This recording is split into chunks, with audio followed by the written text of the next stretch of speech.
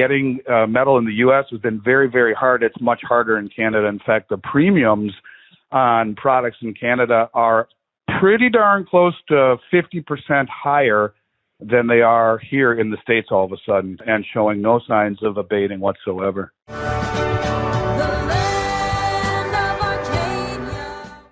Well, hello there, my friends. Chris Marcus here with you for Arcadia Economics on a quick update on the physical silver market. Probably if you're hearing this, will not be on YouTube. Andy, did you know I got blocked from uploading videos on YouTube for a week because if you cite the evidence that shows how Justin Trudeau was lying his face off at his press conference, YouTube calls that misinformation. I didn't even publish it. This was just uploading it, and they shut my channel down for a week, gave me my first strike. We appealed it. They just said no explanation. So as you'll hear in my call with Bill Holter, I'm now changing my policy, doing everything possible to get kicked off YouTube because I just don't like censorship, especially when it's in defense of people who are doing the horrific things that we see happening in Globe, which are leading a lot of people to buy silver. But since I know that's not really what's important now, and people want to know what's going on in the silver market, Andy Schectman of Miles Franklin joining me on the line. Andy, how are you this morning? I'm great, Chris. And I hate the stat because you've been so instrumental in shining a light on a lot of things, showing a lot of truths, and really kind of blazing a trail. And that's what's really very frightening to me, Chris, is that you get people like yourself who are courageous enough to not only tell the truth, but to back it with evidence. And we have to deal with that. So sorry that you have to deal with that. It really sucks. And it's kind of emblematic of what's going on these days, where people like you, who are a hell of a lot more truthful than the mainstream media, are having to do this with one arm tied behind your back. So we'll try to get the word out and post it on and any message you put out on our site, and get the message out and help any way we can. Well, that sure is kind of you, although nothing to be sorry or upset about. I mean, this is the thing that happens, the people you do business with, and I've known for a while it's time to find a more reliable, non-Nazi-like censorship policy for my own business. And in the same way, I think it's unfortunate that people who are successful business, creating jobs, doing good things in the country are being increasingly pushed out by people like Joe Biden, Ross Benham, that take Justin Trudeau-like policies and then coerce other people to cover up any revelation of the truth. But with that said, Andy, last time we talked, one of the things that stood out to me was you mentioned that people are calling and often saying the phrase, I don't care what the premium is, I just want out of the banking system now. And I believe that was probably right before that trucker convoy started, if I recall correctly. I think it was Thursday or Friday before that happened, because this was right when Keith Neumeyer was being asked to go on CNBC and then having his time wasted because they didn't actually use it, which we detailed last week. But now if we already had people saying they want out of the banking system, and now Justin Trudeau's latest response in the effort of freedom and peace and respecting human rights is to call an emergency state and threaten to seize banking assets. Now, I don't know, if someone's driving a truck and they stop at a store, does that make a guy sells them a bottle of water, does that make both of them accomplices and their assets can be frozen and shut? And I'm curious how that would impact silver. So a bit of a long question, but why don't you share any thoughts on that one you have? Well, yeah, we partnered with some friends of ours. I guess partner is the wrong word. Maybe it's not. And we're helping get the word out for a website in Canada that we are closely involved with called mfbullion.ca. And actually, Arcadia Economics is on the drop-down box on the checkout page when people purchase from our friends in Canada to know where they were coming from. But suffice it to say, getting metal in the U.S. has been very, very hard. It's much harder in Canada. In fact, the premiums on products in Canada are pretty darn close to 50% higher than they are here in the States all of a sudden. And so if we think we're paying high premiums here, which we are in comparison to where they've been, certainly since I've known you, they're at least 50% higher in Canada and showing no signs of abating whatsoever. Yeah, and I got an email or saw some message from someone yesterday. Maybe I'll dig it up. They were talking about how much it costs to get an ounce of silver in England, and it's nowhere near the COMEX price. We'll call it like that. Although, Andy, here's what I'm wondering. If, let's say you're in Canada, forget about like the actual change in the useless COMEX price, which still no one on the planet could tell me why anybody would care about that. I guess why they would care, but why it would be considered relevant in some senses.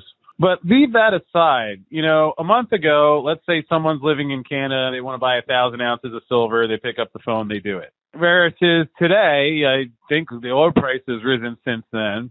You know, now I guess a lot of these trucks, probably not how they ship most silver orders, but someone was saying most goes on FedEx or DHL or something like that, which would be less affected. That's your area of expertise. Would you think that would be the case, or some of these trucks the ones who deliver silver? Well, the big deliveries almost always go by Brinks, whether it's in a 18-wheeler or the typical Brinks truck that we've all seen driving around.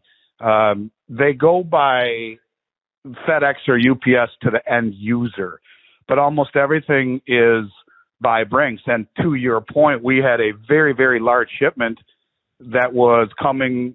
Brinks picked it up in Texas and was going to bring it to our warehouse in North Dakota. By the time Bill Holder's house? They had, yes, exactly, at Bill's house. And they had to stop in Salt Lake City. This was about 2 months ago. When they got to Salt Lake City, the drivers got out of the truck and quit because of the vaccine mandates. And that truck sat idle inside of their secured area for 10 days before we could get it reassigned. And so there is a great problem with logistics right now.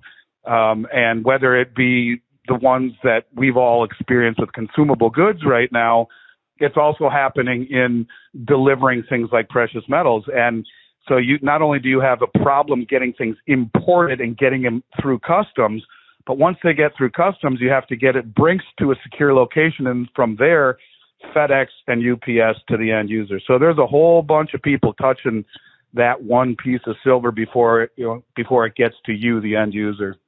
And you're pointing out that you're aware of at least one Brinks truck driver who is living on planet Earth and aware of what's going on and wasn't thrilled with the policy, so he quit. So it's at least conceivable that there's one or two or possibly a few more up in Canada that might be thinking along those same lines, or even DHL or FedEx on a retail order. You know, perhaps some of their drivers are feeling similarly, and you would think with the fuel costs, probably costs are going up for DHL and companies like that while their workers are facing extreme inflation. And I left the U.S. because of these reasons. I can't imagine what it's like for a lot of people who are on salaries that are fixed and the prices are going up. So we're guessing, to be fair. But with that said, now that that's happening, and I know people...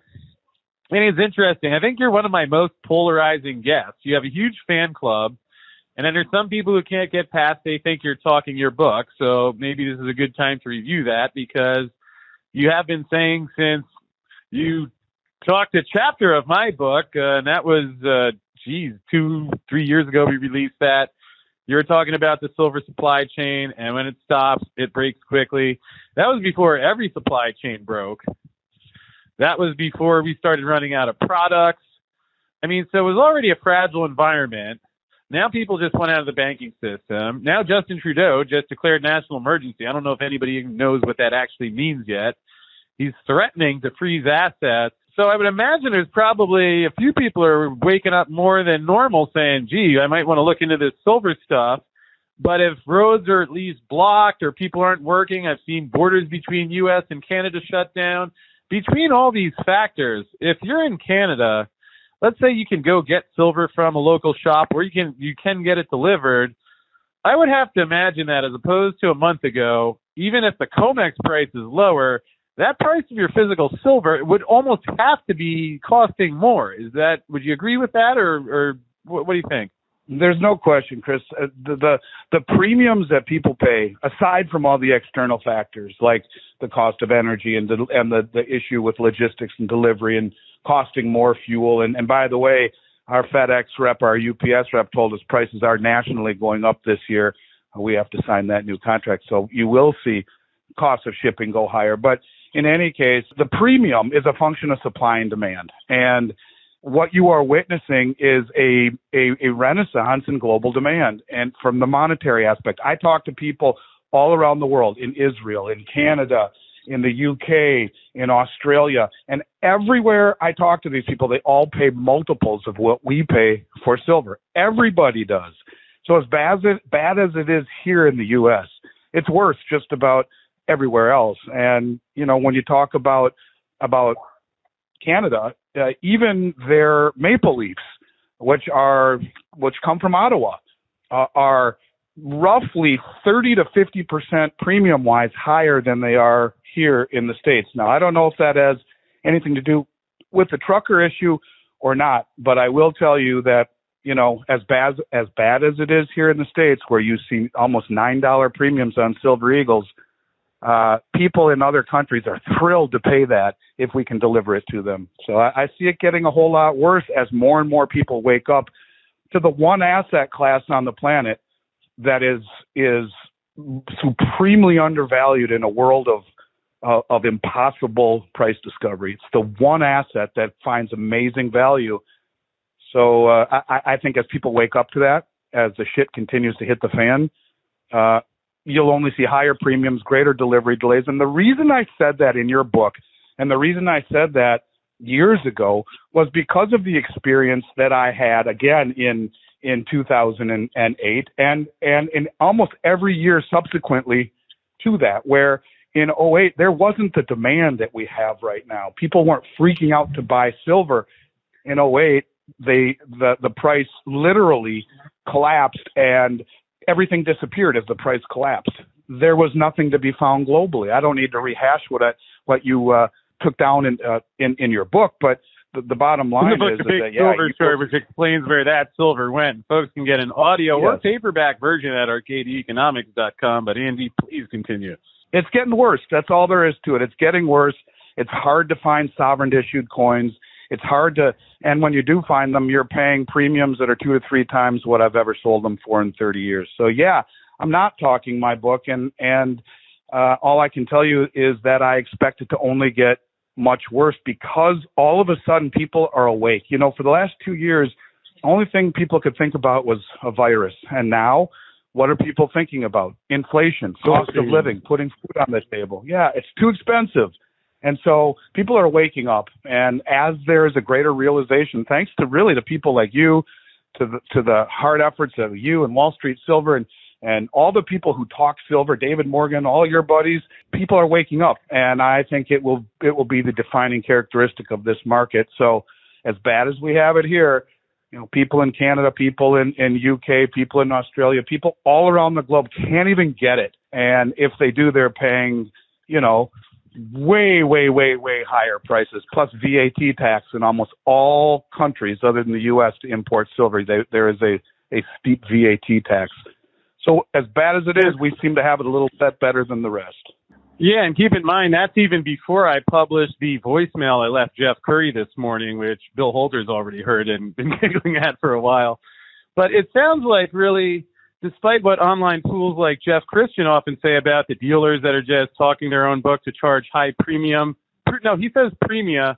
And Andy, actually, that's an important question before we go further and finish this show off with the Jeff Christian special. That's something every silver investor on the planet. In fact, the deal's so good, even Jeffy would have to like the premia. I thought it was premium. I think there might be a Latin word premia, but the important question here, outside of Jeff Christian, I've never heard anybody, even once, let alone repeatedly, refer to the silver premiums as the premia. Is that like an industry thing or like a Goldman Sachs thing that I'm not in that lingo? Or is that a common term, or is this man just weird? I think he's just maybe referring to himself as a prima donna. I don't know. His last interview was one of the most ridiculous things I've ever seen, the way that he tried to explain where the guy asked him what it would take for the silver price to actually go up, and you saw him squirming as he tried to explain why the price actually didn't go up when Warren Buffett bought more silver than the Hunt brothers. Yeah, and I wrote down there, this guy's I wrote probably in the comments something, I mean, I've never been so aggravated, and I wrote, this guy's a fool or a complete liar or a moron or whatever I wrote, it was outside my character, but it really angered me. The guy's a moron, and so anyways, yeah, I Andy, saw that. but to be clear on that, though, I think we got to share something that the audience may not be known about. And I guess maybe I'll call you out on this one, or not really calling you out, but you did actually have one of your guys interview Jeffy on the Miles Franklin channel about a year ago. And I remember this clearly because he was saying all sorts of wild and silly, asininely stupid stuff as he normally does. But at one point, I think it was Dunnigan Kaiser's son, and he's like, okay, you say all these guys are wrong, and there's a lot of people who think you're a complete jerk-off. He didn't use that word. I'll use that word about Jeff Christian. But then he's like, so why would people be well-served to listen to you? And then he had that awkward giggle, and he's like, well, because people trust me. And it's still hard not to, like, fall apart laughing now. But I remember when I first heard that. So I think it's well within your rights to put that on your channel. And for people who are saying, why aren't we talking about silver right now, or is Chris being petty about doing that? I can certainly understand that. That's fair, and I respect someone's right to say that.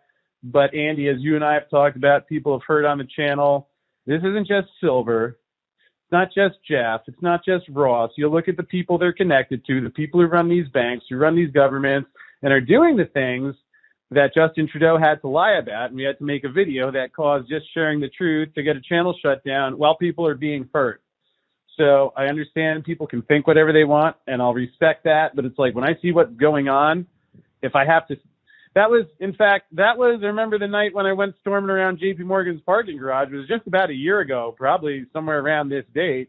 And I remember thinking, and, I talked with Yar a lot before I did it, and I was like, are we going to do this, or should we pull it down? And I remember eventually coming to the conclusion, you know what, there's probably some people who just think I'm a jerk or an ass, and fair enough. But if this opens someone's eyes and gets someone to say, like, holy shit, there's something going on here, and at least this guy cares enough that he's going to say what nobody else is saying right now, I guess that's how I feel about it, and I'll be up to me to live with whatever reaction there is to that. So, but before we get to I actually will tell you, that's what I respect the most about you, and you have more courage than anyone in this industry or all of us combined. And not only do you have the courage, you've come up with the results and the goods. You have nothing to apologize to anyone for. And quite frankly, a lot of times I wish I had the courage that you do. As far as specials are concerned, we have. We're not there yet. I got another question. That's my bad. Yeah. And first of all, if you like what you've seen so far, then you might want to get some popcorn there, old man, because I have an action-packed season planned for Goldman & Sachs. Until they get that white flag out, maybe in the voicemail I left to Jeff Curry talked about getting him to write me a CDS default swap contract pre-funded in physical silver chopper bends, kind of like The Big Short, but we can actually use this as footage for the Big Silver Short movie. The possibilities with someone like Jeff are endless. But before we finish things up, Andy, you're mentioning how, silver's one price here, but it's a higher price abroad, and Americans are actually, even as high as premiums are getting the better deal, which to me facilitates that something that I even hear some of my guests on the show. I mean, not like there's a right or wrong, but there's a finite supply of silver. So if Americans buy a lot, or if another country's buying a lot, and I don't think people are often thinking a couple steps through of like where this is leading to, how it has to go. And then you have people like Jeff Christian lie and blame it. And I'm not saying there aren't dealers here or there, people who are trying to raise the price, to screw their customers at times. I don't see a lot of that. I see some of it here and there. I've never seen you or anyone that I would bring on my show do that. But I think it's reflective. Jeff Christian sat in that interview on Kitco saying demand, doesn't move the price. But actually, Andy, what we're seeing, and now I'm starting to wonder if this is how this will ultimately play out. Maybe 2 years from now, COMEX is still saying $20, but to get a physical ounce of silver, it's $70 or $100. And the last thing, and here's what in many things I'd like your specific comment on. For the people who get frustrated, I bought the silver and it was this high premium. Yeah, if they're comparing that to the COMEX looks lower. But let's say someone bought an ounce of silver when silver was $28 and they paid a $5 premium. so they paid $33. Depending on, like, if it was an eagle, or let's say it was 35, you paid 35 for an eagle, depending on the premiums or certain coins that people can't get, the stuff, Andy, that you told me, if someone calls up and says, I want this, and you're like, it's 4 weeks out, if someone has that and sells it on eBay or sells it direct to another person who's looking for it, in many cases, they actually might be up on their silver. So another long question, but does that make sense? And if so, anything you could add to that? The reason the premiums rise, Chris, is that there's a half a dozen enormous distributors that we all buy from. And I'm fortunate enough to be a U.S. mint reseller, so I can deal directly with the mint. But the distributors are, in many cases, publicly traded or very, very, very large companies with, hundreds of millions of dollars in inventory that they are obliged to move. And I think the reason the premiums rise and they start at the very top is that I'm not the only one. Maybe I'm the one who's more vocal about verbalizing my concerns about the lack of supply. But I think the big distributors, these guys who have huge, huge nuts to crack, like, you're talking Brinks vaults that are dedicated to them, and logistics bills that are in the, millions and millions of dollars, and employees and advertising and everything that they have to do. And they're just as concerned about continuing to keep the grease or the wheels greased as I am, and even more because we all look to these market makers. And so if they're not knowing when they're going to get their next shipment of British sovereigns or of Valcambi silver bars or whatever it may be, the premiums have to rise. They're not going to stay in business if the premiums don't rise. And racing to the bottom is not the way that any of these companies will ever stay around or in business. And in particular, when you're dealing with very, very difficult supply chain issues that are very unpredictable, the premiums have to rise, or these companies won't be there to get any of us silver. And then we'll be just like all the other people in the UK or in Israel or in Australia or everywhere else. People call me saying they can't get shit and premiums are extraordinarily high if they find it. One guy in Israel called me and he said, or sent me an email. He said, all I can find is silver, a silver chalice. And he says, and I said, should I buy it? And I said, well, it's tough to get liquidity out of a silver chalice if it's not like a coin or a bar. He says, that's all I can find here. That's all I can find. So that's how bad it can be. And when these companies that are raising premiums to stay in business because supply is so unpredictable and nonlinear and very fluid, they're doing it to stay in business, and they're not doing it to capture extra premium. It's just the fact that there's not as much flowing as there once was. Although, Andy, I guess even no matter what the price on that chalice, you still get more silver than an SLB share, right? Yeah, well, and it's in your own hand, too, and that was what the guy really wanted. So I think that premiums will only go higher. Look, they haven't come down in 2 years on the American Eagle. In 2 years. Is it the new normal? Not sure. But like Rick Rule always says, 0.5% of assets in this country is dedicated to metals. What if that just goes to 5% when the shit hits the fan? That's a tenfold increase in a market that is already struggling to meet demand. It just won't happen. And so, I guess I've been very early in talking about this, but it concerns me, and I think it's the biggest concern that this industry faces.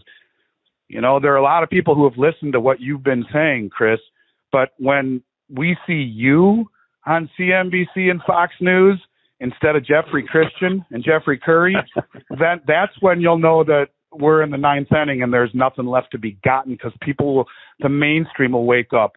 And so much money has been created. When over you the last see me years. on CNBC, I think that might be time to sell your silver, especially because I've contacted them directly and let them know about Dirty Jeff Curry and how he committed material felonies, and I mean some really egregious ones too, on their channel.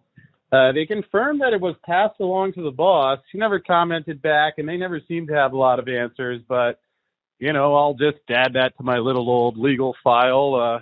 Go ahead. The mainstream isn't aware yet, Chris, and when they are, these things we're talking about now will seem like child's play. That's just my 2 cents on it. Yeah, well, it reminds me of how you said, as Rick Rule used to say. Well, here's one as Chris Marcus used to say. They're going to find out that an SLV share in Dirty Jeff Curry's hand is not the same as physical in your own. So with that said, Andy, do you have a silver special that's so hot that Jeff Christian would send him out in the snow to buy some oven mitts so he wouldn't singe his fingers calling? Because you know how my man feels about those premia. I mean, and he made that one video last year called The Company You Keep.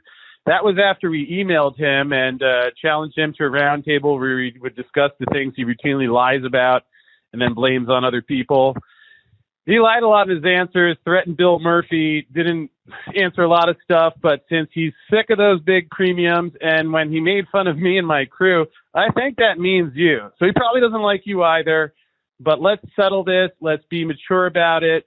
And what is a special so hot that he can get a big chunk of silver at a low premium that even Jeff Christian could support? Give it to me. I know that's a tall order, but if you're up for the challenge, before I call Goldman Sachs and my man Jeff Curry, I got connections, but I've known you longer, trust you a lot more. So if you think you can step up to the plate on that one, former star Minnesota baseball player, take at it. Here's the pitch to you, sir. Chris, I just want you to know I love you like a brother, and I thank you for doing what you're doing and letting me be a small part of it. I do.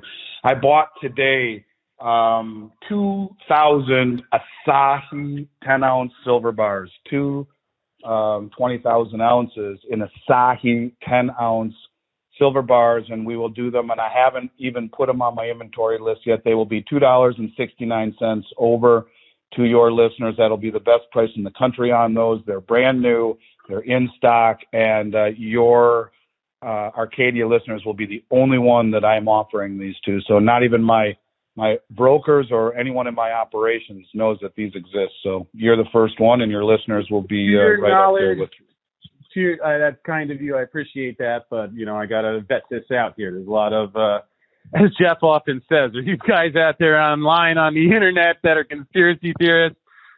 He bashes online so much. I don't know if he just doesn't like computers or the internet. It is weird because he always appears on YouTube, which is also online. So I'm not clear on where conspiracy theory and online, what's the distinction between the two. But you said this is the best price in the country. Now, I know Jeff's not going to be happy if that's not the case. To your knowledge, if you went online right now, what do you think someone's going to have to pay for this bar? What premium? My guess is to get these, they would be, as much as $3, $4, $5 more a bar. So it's not huge just because there's not huge room in these bars to mark up. But suffice it to say, for a name brand bar, and I consider Asahi to be name brand. For those who don't know what Asahi is, they are a company that bought Johnson Matthey. And when I started in this industry in the 90s, there were two primary refiners, Johnson Matthey and Engelhard. Those were the two name brand, period. So Asahi bought Johnson Matthey. The quality of their product is second to none. And so when you're talking a name brand product at $2.69 over, it'll be as good or better than anyone in the country. It's not going to be markedly better where people will freak out when they see the difference in price, but it will be at the very bottom of the scale in terms of price. You're buying 1,000 of them, it's going to add up, right? Yeah, it does. There's no question about it. It does add up. And here's to my point. If I sold all of these bars, Chris, to get more Asahi bars, maybe 4, 5, 6 weeks. And that's kind of the point I'm getting at about how hard it is to get stuff. And one last point, when we talked earlier, you mentioned the kilo bars to me. So I was expecting kilo bars in my warehouse 2.5 weeks ago. I was told they would be. I've had 2 weeks in a row where they didn't make it on the Brinks truck with different excuses from one of the biggest distributors in the world. Point of it is that there's a lot going on that is affecting the delivery and the outcome. And so getting stuff at a low premium, getting it in your hand before it really becomes hard to get, and before things really get crazy, I think carries a bigger premium than it ever has. So these are in stock. They are very, very well priced. especially when you look at a Silver Eagle at $6 an ounce more, but and ready to be delivered immediately. Well, I'm baffled to see how Jeff Christian could be anything other than grateful for that offer. I mean, I don't even know if you could get that price if you called Jeff Curry directly. And that's Goldman Sachs on both sides of that trade. So we'll leave that one there. Andy, what's the price on those bars one more time? $2.69 over. All people need to do is send an email to info@MilesFranklin and put Arcadia Silver Bar Special in the subject line. And we will make sure your listeners get immediate reply, the best service and the best price, and they're going to be reserved just for your listeners. So I will hold on to these. No one will know I have them, but whoever's listening to this on the Arcadia network. And Andy, I suppose someone actually could rightfully say I'm talking my own book in a sense, big silver short and silver, but just to, make sure we don't ruffle the Jeffy's feathers. I mean, I think it's something everybody could support, because if people do buy that silver, and as you explain later, there's a finite supply of silver despite Jeff Curry's estimates of the below ground open interest. So the more silver people buy, that means the less silver there is on the market. And especially with that report I saw today that there's been some big gold coming out of the COMEX, in addition to having silver rather than dollars or crappy tech stocks, which again, I can't give legal financial advice on. But I mean, there's a lot of things that happen here. It would sound like if people want to buy a 10-ounce silver bar at a price better than Jeff Christian could get.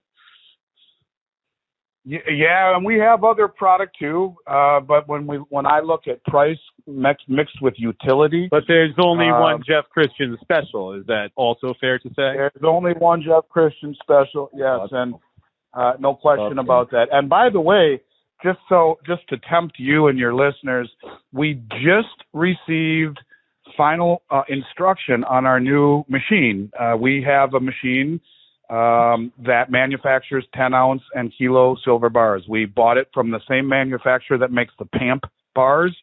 We flew in 2 technicians from Italy this week who have trained my staff, and we just did our first test run. So what I need from you, my man, is an Arcadia Economics artist rendering, and we can start immediately. We'll build a die for you and start offering your listeners, hopefully by the next time we talk, Arcadia 10-ounce silver bars. And what could be better than that? Well, I'll tell you what could be better than that is that we actually already finished the logo, because all that silver that we're about to get out for Silverfest 2, we designed the Silverfest cube. You could roll dice with the fucking thing. So the logo already done. We'll send that over to you. I guess really where we have to leave this is somebody better get working on the 10-ounce Bill Holter bar, because no matter how much silver is on the planet, we know that's going to be draining supply fast. So a lot of powerful information. Again, email info@MilesFranklin. Put Arcadia 10-ounce bar special, $269 over spot there, Skipper. Yes, sir. And I will personally reply to these people or one of my senior brokers and make it a real good experience. And just appreciate the opportunity to be here to talk with you, Chris. Well, I appreciate that. I mean, I know there's a lot going on in the world while assets are being frozen at this very moment, allegedly by the threats of Justin Trudeau. So, again, a lot of information in this call. Re-listen to it again. Send it to a friend. Hit the share and subscribe button. And, Andy, you have a wonderful day. Thanks for the update.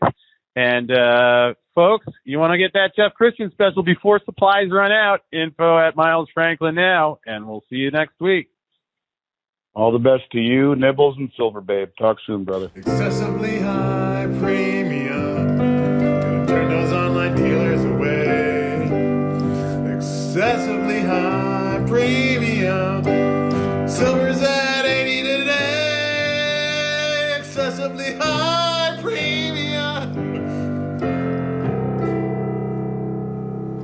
Like Jeff. If I could trade like Jeff. Like Jeff, if I could trade like Jeff, like Jeff, if I could trade like Jeff, if I could trade against Jeff.